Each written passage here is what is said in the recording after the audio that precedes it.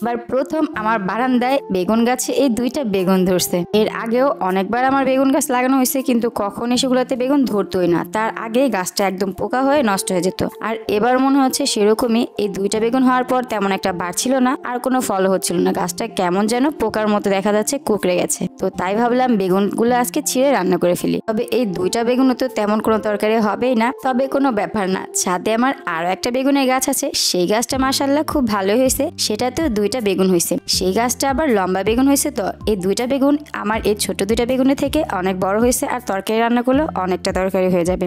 এই তো আমার 4টা বেগুন হয়ে গেছে, এইটা দিয়ে আমি আজকে তরকারি রান্না করবো রাতের জন্য। আমি বিকেল বেলায় বেগুনগুলো পেয়ে রাখছিলাম রান্না করবো বলে, আর এদিকে সন্ধ্যায় তো আমি কিছু পিঠা বানাইছিলাম, সেগুলো করতে গিয়ে তো রান্নাঘরের অবস্থা পুরো খারাপ হয়ে আছে। থালা বাসন তো আমি সব একদম নোংরা করে ফেলছি। আগে রান্নাঘরটা আমি ভালো করে পরিষ্কার করে তারপর আমি রাতের জন্য তরকারি রান্না করব।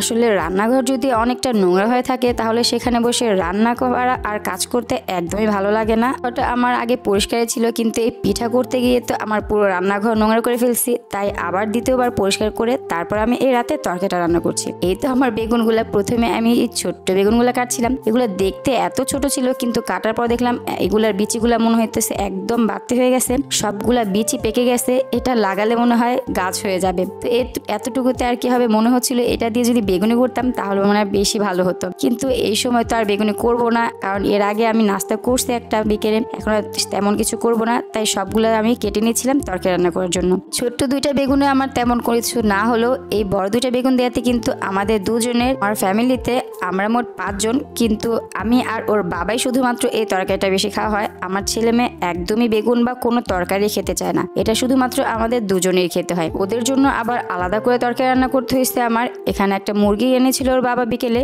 এই মুরগিটা আমি কেটে নিচ্ছিলাম, আর কিছুটা মাংস আমি এখন ওদের জন্য রান্না করব, আর বাকিটা রেখে দিব।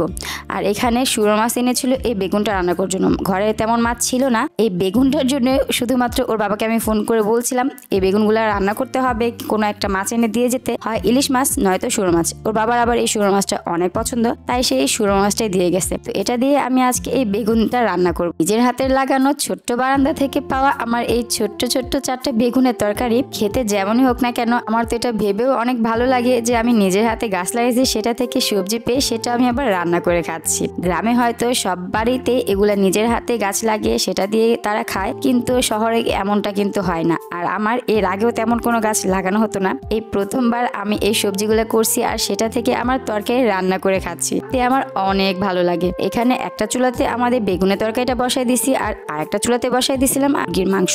তো এটা রান্না করার পর এই তো আমার বেগুনের তরকারি দেখতে কিন্তু মাশাআল্লাহ খুব সুন্দর হয়েছে, খেতেও অনেক মজা হয়েছিল।